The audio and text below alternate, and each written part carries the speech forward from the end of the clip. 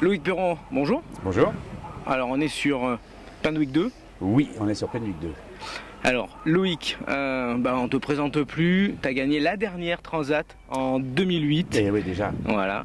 Le président, le roi du multicoque, le meilleur d'entre nous. Non, heureusement non. Et là tu repars avec Penwick 2, donc le bateau qui a porté Éric Tabarly à la victoire en 64. Oui. Alors que derrière nous, il y a des bateaux de folie.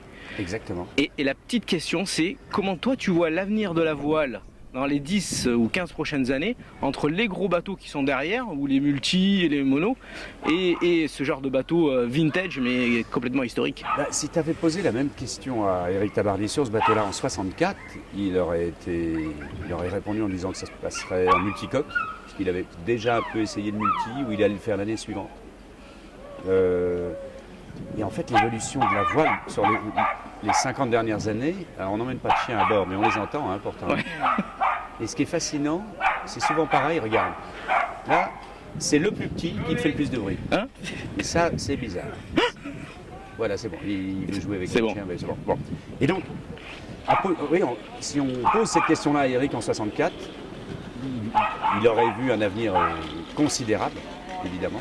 Il en faisait partie. Ce bateau-là était révolutionnaire en 64 ici. Non pas dans ce bassin, mais dans l'autre, là-bas à Mille-Bédoc. Et tout le monde se disait, mais comment on va faire tout seul pour mener un bateau aussi grand? Comment vous allez faire, M. Tabarly, pour envoyer un spion solitaire? Et il le faisait. Donc, alors que maintenant, ça paraît normal. Ah, il avait envoyé le SPI dès le départ. Dès le départ, la fameuse image de l'envoi du SPI qui a marqué les esprits des connaisseurs de l'époque. Et maintenant, ce qui marque les esprits, à chaque fois, à chaque nouveau bateau qui arrive, c'est la manière dont on arrive à les mener, c'est la manière dont on arrive à les concevoir. Mais il a, lui et beaucoup d'autres, mais en fait, Éric vraiment a ouvert la voie à de la créativité incroyable.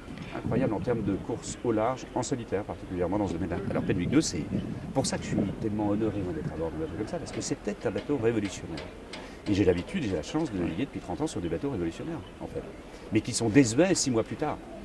C'est ça ce qui est incroyable. On est dans une courbe qui stagne un petit peu, mais on ne voit pas tant que ça. Hein. On voit bien sur les monos, l'évolution des appendices est considérable. J'ai la chance d'être impliqué dans la Coupe de l'Amérique avec Artemis sur des bateaux qui volent à des vitesses faramineuses au près essentiellement, parce que voler sur l'eau c'est pas nouveau, hein, ça a un siècle aujourd'hui, même plus d'ailleurs. Voler à la voile ça a pas loin de 70 ans, mais voler comme on fait aujourd'hui c'est sidérant, et on en est qu'au balbutiement, on en est au début. Alors est-ce que ça veut dire que dans quelques années il y aura tous ces bateaux hyper modernes et puis après les bateaux un peu vintage qui privilégient l'art de vivre à la voile Faut pas les opposer, il faut pas opposer les modes de navigation. Faut juste, moi ce qui m'intéresse dans cette démarche entre guillemets, j'avais une envie depuis longtemps de renaviguer un peu, je vais dire à l'ancienne parce que je fais partie un peu des anciens aussi. J'ai la chance de toucher les deux mondes, de respecter énormément l'histoire pour bien voir l'avenir. Je fais partie de l'avenir encore, jeune âge, c'est sûr. Au sein de la Coupe et d'autres projets assez étonnants.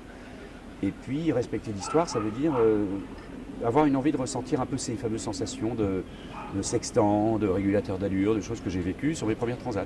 J'ai eu la chance de traverser les 2 premières traversées de l'Atlantique, j'ai 19 et 20 ans, en solitaire, lors de la Mini, puis un convoyage. Régulateur d'allure, sextant, perdu au milieu, avec pas très beaucoup de...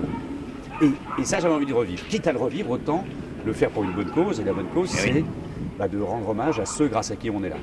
Et Éric Tabarly en fait partie, évidemment.